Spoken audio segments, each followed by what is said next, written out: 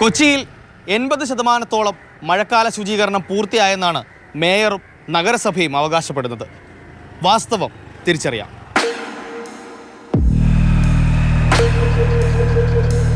ഇത് മട്ടാഞ്ചേരിയിലെ പാണ്ടിക്കുടി കനാൽ. ഇവിടെ എവിടെയാണ് സാർ മഴക്കാലപൂർവ്വ ശുചീകരണം? ഈ കെട്ടിക്കിടക്കുന്ന മാലിന്യങ്ങളിൽ ഒരു കണിക പോലും നഗരസഭ എടുത്തു മാറ്റിയിട്ടില്ല. മഴയൊന്നുറച്ചാൽ ഇവിടുത്തെ വീടുകളിലെല്ലാം മലിനജലം ഉയർന്നു പൊങ്ങും. ഇതുമാത്രമല്ല, പണ്ടാരച്ചിറത്തോട്, കൽവത്തി കനാൽ, രാമേശ്വരം കനാൽ, ഇവിടങ്ങളിലെല്ലാം ഇതിലും പരിതാപകരമാണ് അവസ്ഥ. മാലിന്യം ഇങ്ങനെ കുമിഞ്ഞുകൂടി കിടക്കുമ്പോൾ എവിടെയാണ് സാർ 80% ശുചീകരണം? ഒന്ന് തിരിഞ്ഞു നോക്കിയിട്ട് പോലുമില്ലെന്ന് ഇവിടെ വന്ന് നോക്കിയാൽ അറിയാം.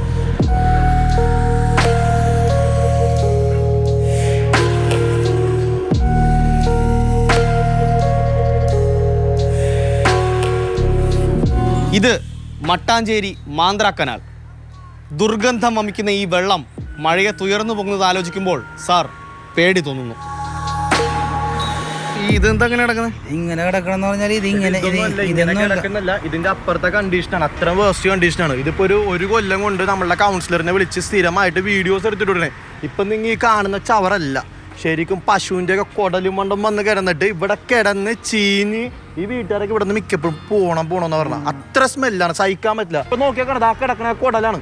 ഇത് ഇവിടെ കിടന്ന് വന്ന സാധനം ഇവിടെ തന്നെ ചീഞ്ഞ് നശിക്കണം. ഭയങ്കര ബുദ്ധിമുട്ട്, ഭയങ്കര ബുദ്ധിമുട്ടാണ്. അത്രയും വീട്ടുകാർക്ക് അത്രയും ബുദ്ധിമുട്ട് അത്രയും ഞങ്ങൾ സഹിച്ചുകൊണ്ടിരിക്കുകയാണ്. ഒരാളും ഇങ്ങോട്ട് വന്നുമില്ല, നോക്കണമില്ല, ഒന്നുമില്ല. ഇപ്പൊ ഒരു വർഷമായിട്ട് ഇതിനകത്ത് ക്ലീനിങ് ഒന്നുമില്ല, വന്ന് നോക്കി പോകണല്ലാതെ മറ്റൊന്നും ചെയ്യാറില്ല. ഇവിടെ കൂടിയുള്ള പൈപ്പാണ് ഈ പൈക്കണം. ആ പൈപ്പിന്റെ മുകളിൽ വെള്ളം വന്നു കഴിഞ്ഞാൽ അതിൻ്റെ ആ തുടിയുള്ള മാലിന്യങ്ങൾ പോകും.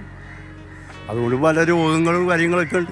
ഞങ്ങൾ അനുഭവിക്കണമെന്ന് കിടന്ന് ഞങ്ങൾ അനുഭവിച്ചതാണ്. ഇതിൻ്റെ അടുത്ത് ആരോട് പറയാനാണ്?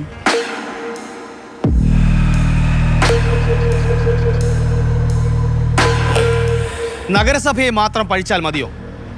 എത്രയൊക്കെ ബോധവൽക്കരണം നടത്തിയിട്ടും ബോർഡുകൾ നിരത്തിയിട്ടും നദികളിലും തോടുകളിലും കനാലുകളിലുമൊക്കെ ഇത്തരത്തിൽ മാലിന്യം നിരന്തരം വലിച്ചെറിയുന്ന നാം ഓരോരുത്തരും ഇവിടെ കുറ്റക്കാരാണ്.